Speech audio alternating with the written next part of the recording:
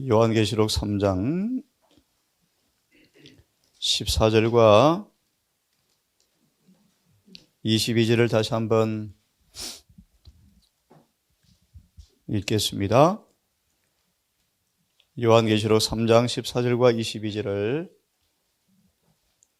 이 아침 다시 한번 우리 함께 교독하겠습니다.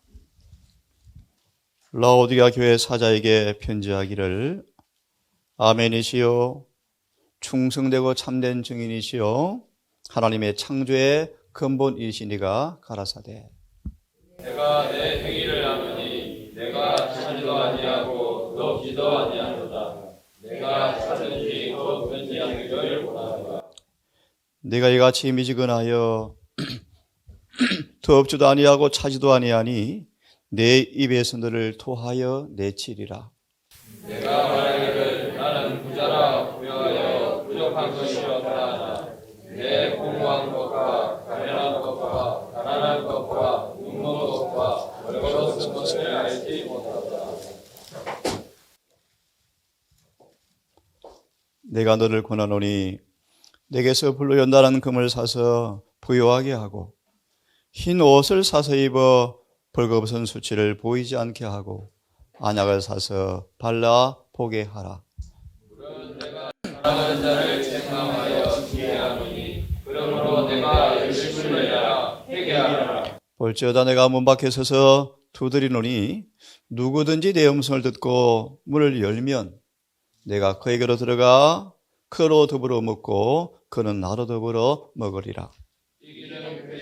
내가 내 보좌에 함께 앉게 하여 주기를 내가 이와 아버지 보좌에 함께 앉는 것과 같이 하리라. 함께 읽습니다.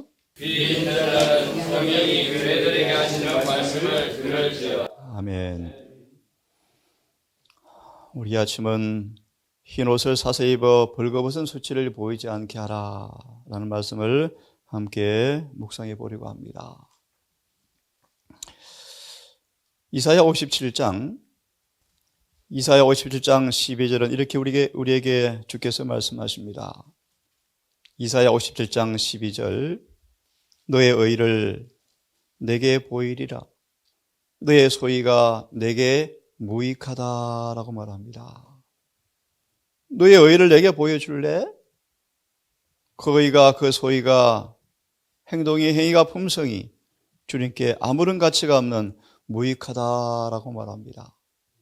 이사야 64장 6절은 대저 우리의 의는 다 부정하다. 우리의 의는 다 더럽다. 다 부정하고 다 더럽고 마치 차가운 겨울바람에 다 떨어져 쇠폐하는 것처럼 우리는 다 쇠폐함이 잎사귀 같으므로 왜냐하면 우리의 죄악이 바람같이 우리를 몰아가나이다. 이 우리의 의는 자신의 의는 마태 12장 43절 5절을 통해서 말씀하시기를 하나의 저주거리이다. 그래서 대쟁투 26, 27페이지를 말하기를 자기의 의 때문에 예루살렘이 멸망했다라고 말하고 있습니다. 이 시간 이사야 58장을 좀 보면서 우리를 좀 생각해 보겠습니다. 58장 1절과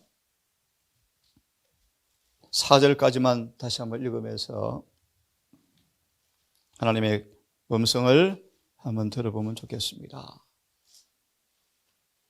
하나님의 계명을 지킨다라 공언하는 우리의 현실을 여실히 표현하는 말씀이 58장 1절과 4절의 말씀입니다. 크게 외치라. 아끼지 말라. 내 목소리를 납벌같이 날려 내 백성에게 그 허물을 야곱 집에 그 죄를 고하라. 그들이 날마다 나를 찾아서 나의 길 알기를 즐거워함이 마치 의를 행하여 중요한다. 마치 의를 행하여 하나님의 규례를 피하지 아니한 나라 같아서 계명을 지킨다고 공언합니다. 정말 마치 지키는 것처럼 보입니다. 의로운 판단을 하나님께 구하고 하나님 가까이 하며 절기하여 이르기를 우리가 금식하되 주께서 보지 아니하심이 어찌미오며 우리가 마음을 괴롭게 하되 주께서 알아주지 아니하심이 어찌미나이까 하느니라. 보라 너희가 금식하는 날에 오락을 찾아 얻으며 온갖 일을 지키는도다. 보라 너희가 금식하며 다투며 싸우며 악한 주먹으로 치는도다. 너희 오늘 금식하는 것은 너희 목소리로 상달케 하려 하는 것이 아니냐. 이 구절을 1절 4절을 보시면 이스라엘의 죄는 오늘날 우리의 죄다. 자신의 의의 저주를 잘 묘사합니다. 이 경고가 주어진 당시를 표현하기를 매우 열심히 있는 백성들이었고 매우 열심히 있는 백성들이었고 매일 하나님을 찾으며 그분의 뜻을 알기 원했던 것처럼 보인다. 그처럼 보인다. 참 의미심장한. 그러나 열심히 있고 매일 주님을 찾으며 그분의 뜻을 알기를 절개하는 것처럼 보인다. 주님은 속일 수가 없죠. 그처럼 보인다. 그러나 실제로 그들은 진리 가운데서 행하지 않고 실제로요. 요한복음 17장 17절 주석을 보십시오. 실제로 행한다면 진리로 거룩해질까요? 네, 거룩해지죠. 마치 좋은 음식이 실제로 좋은 피를 만들어내는 것처럼 정말 진리를 실천하면 진리처럼 거룩해지는 게 정상인데 그죠? 선을 행하지도 않았으며 사랑과 자비도 실천하지 않았다. 자기 의를 입은 저주거리의 모습이요. 오늘 상현의 기도처럼 이것 때문에 유다가 바벨론에 멸망을 당해버렸죠. 그들은 죄에 대한 슬픔의 표시를 한다고 하면서도 실상 교만과 탐심을 품고 있었다. 그들이 외식하는 겸손을 나타내는 바로 그 시간에 그들 수하에 있는 사람들이나 혹은 고용인들에게 힘든 일을 무리하게 강요하였다. 그들은 그들이 행한 모든 선을 높이 평가하였지만 다른 사람들의 봉사는 낮게 평가하였다. 그들은 가난한 사람들을 멸시하고 압제하였다. 그러고서도 그들의 금식만을 그들의 선행해야 되는 것처럼 아주 높이 평가하였다. 이와 똑같은 죄들이 오늘날 우리 가운데도 있다. 왜 저와 여러분에게 이 교회에게 늦은 비가 왜 안 내릴까요? 그죠? 마치 이스라엘 사람들이 지금도 통곡의벽에서 울부짖죠. 늦은 비를 달라고 그렇게 기도하면 왜 오지 않을까요? 그들의 죄는 하나님의 교회 위에 하나님의 책망을 불러온다. 그런 죄가 발견되는 곳마다 어디든지 간에 금식과 기도와 시간이 참으로 필요한데 반드시 진지한 회개와 결정적 계획이 따르지 않으면 안 된다. 이러한 영혼의 통해가 없이 금식 기도하는 시간을 갖는 것만으로는 죄를 더하게 할 뿐이다. 주께서는 자기가 기뻐하는 금식을 말씀하시기를 이렇게 말합니다. 회개와 헌신에 있어서 하나님의 영광 돌릴 만한 열매를 맺는 것. 탐심을 벗어버리고 거짓말을 회개하고 남을 압제하는 일을 포기할 것이다.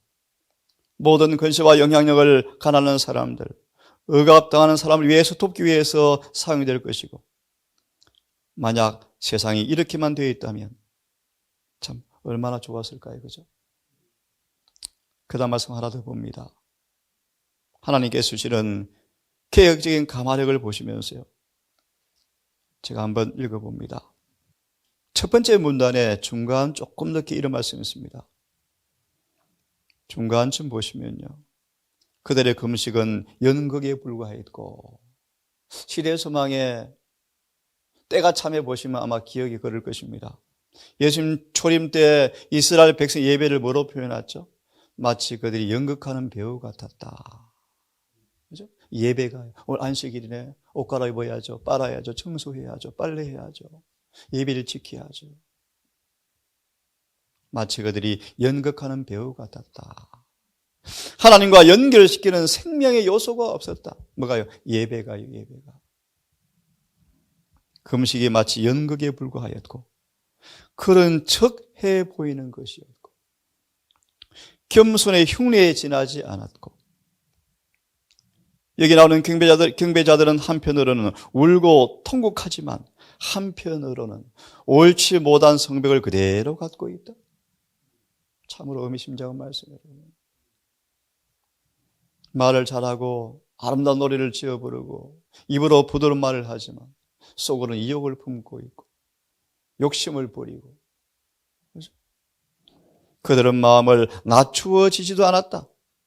영적으로 정결함을 받지 못하였고 부드럽게 하시는 은혜의 손아귀도 받지 못하였다. 성령이 없고 감미로운 하늘의 감화가 없다. 오늘날 남은 교회의 모습으로 성령께서는 말씀하십니다. 조금도 회개한 기미를 보이지 않으며 사랑으로 역사하는 믿음, 영혼을 순결케 하는 믿음도 없다. 그들의 거래관계는 이기적이고 공정치 못하며 자기보다 좀 못하다고 생각하는 사람들을 무자비하게 억압한다. 하지만 그들은 하나님께서 그들에게 능력을 보여주시지 않고 또 그들이 의롭기 때문에 의당 다른 사람보다 높임을 받아야 하는데도 불구하고 하나님께서 왜 그렇게 대접하지 않습니까? 라고 하나님을 비난한다. 참 기가 막힌 얘기죠. 그죠? 주께서는 그들에게 적극적인 책망의 기회를 보내시고 왜 그들이 하나님께 은총을 받지 못하는가 이유를 다 보여주셨다. 왜 늦은 비가 그토록 오지 않을까? 그죠? 온갖 일을 함에도 불구하고 왜 오지 않을까? 이 동일한 책망을 이 교회 우리에게 주고 있습니다. 자기 자랑, 건방짐, 세속적인 가면 이런 모든 것이 자기 의의 저주거리라고 말씀을 하십니다. 그래서 총례에는 베드로후서 2장 20절, 21절에 보시면 자문의 말씀처럼 개와 돼지로라고 표현하죠. 자, 이 아침은 이제 하나님의 흰 옷을 사서 입으라라는 말씀을 함께 좀 드리고 싶은데요. 결정적인 말씀을 하나 먼저 보시면 좋겠습니다. 잘 하시는 말씀을 다시 한번 복습을 좀 하겠습니다. 우리가 흰 옷을 입은 사람인가? 이 자신의 더럽고 부정한 옷을 벗고 그분의 의를 입은 사람인가? 다시 한번 진단을 먼저 받아보고 말씀을 보면 좋겠습니다. 로마서 7장. 오늘부터는 흰 옷을 사서 입어서 이 더러운 수치를 빨리 보이지 않도록 사서 입으라라고 말씀하시는데 내가 정말 자신이 이 더러운 옷을 벗어버렸고 그분의 흰 옷을 입고 있는지 다시 한번 하나님을 통하여 진단을 받고 말씀을 보았으면 좋겠습니다. 7장 8절과 9절만 함께 읽습니다.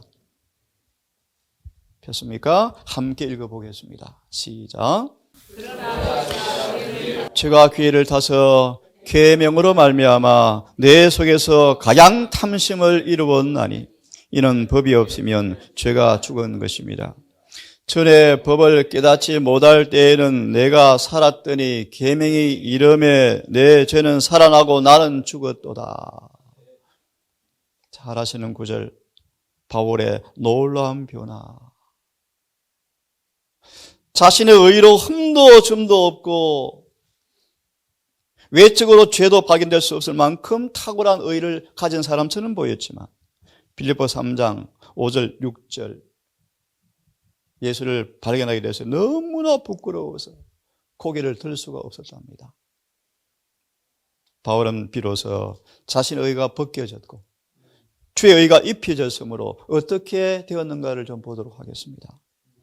정언을 보십시오. 7절 9절의 말씀 바울의 놀라운 변화.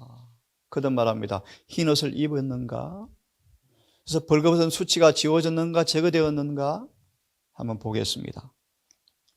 율법에 관한 한, 외모에 관한 한 흠이 없었다. 빌립보 3장 5절 6절의 바울이 옛날의 모습이었죠. 하지만 예수님의 의를 통하여, 예수님의 품성을 통하여 비로소 율법의 영적 성질을 깨닫게 되었습니다. 여러분, 하나님의 엄정한, 엄숙한 심판을 통과할 의가 무엇인지를 여러분 정말 아셔야 돼요.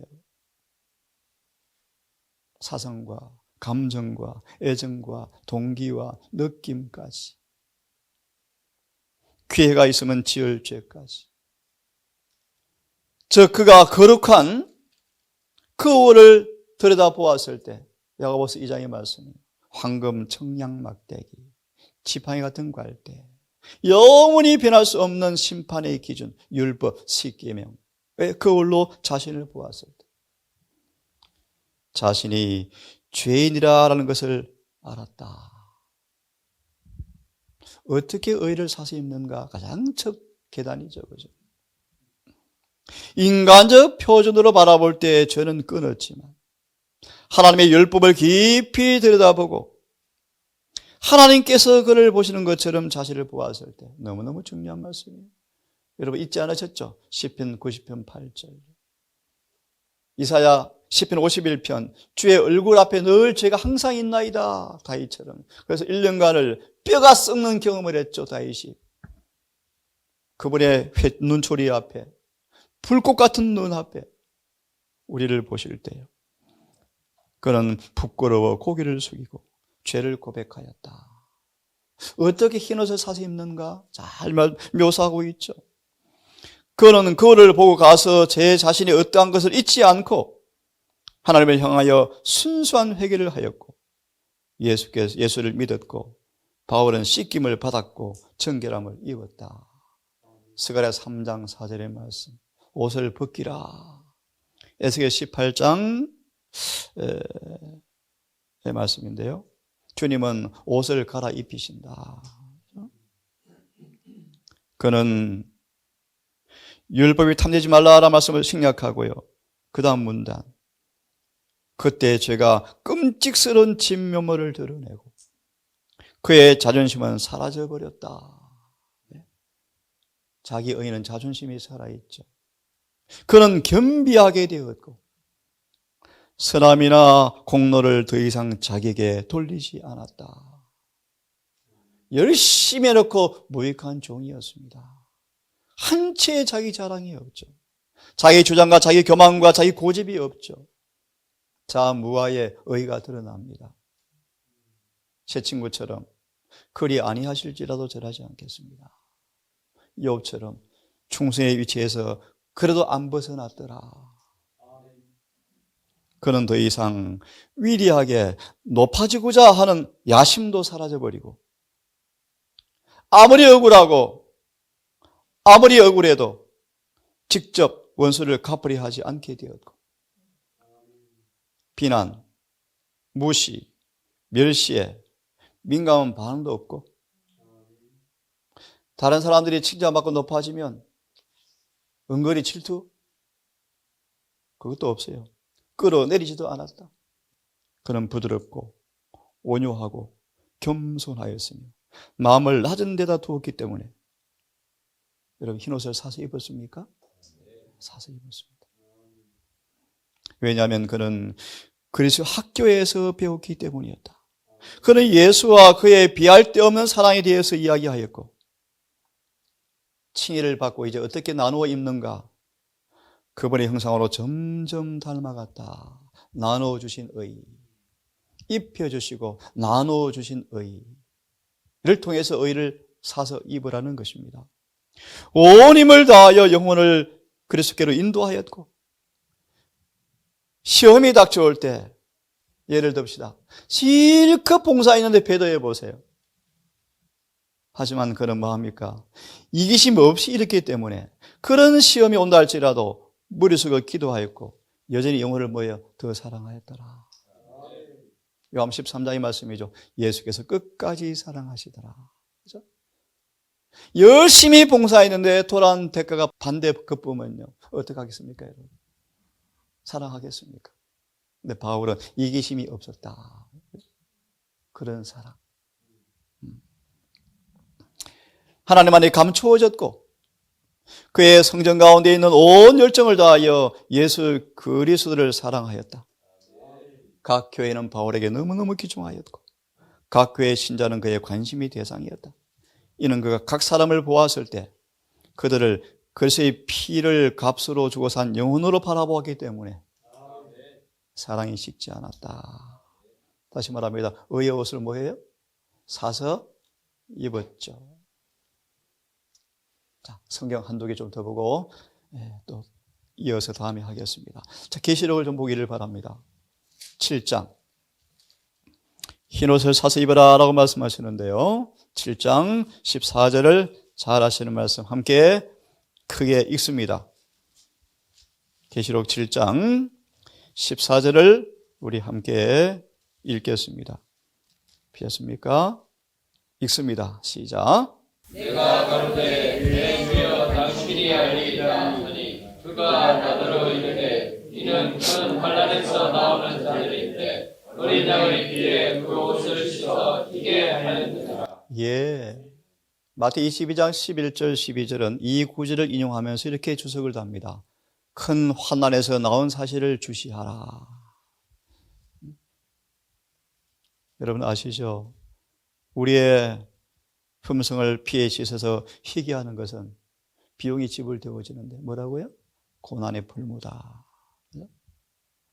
요셉은 자신도 알지 못하게 가혹한 품성이 길들여졌는데 그가 가혹한 대접을 받고 구덩이에 감방에 옥에 갇혀서 남의 지배를 받는 엄청 억압을 당함으로 요셉은 어떻게 해요? 드디어 믿음이 연단되어서 의롭게 되었죠.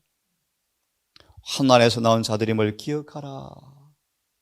그들은 예수의 피에 씻어서 옷을 희게 하였다라고 말합니다. 흰옷.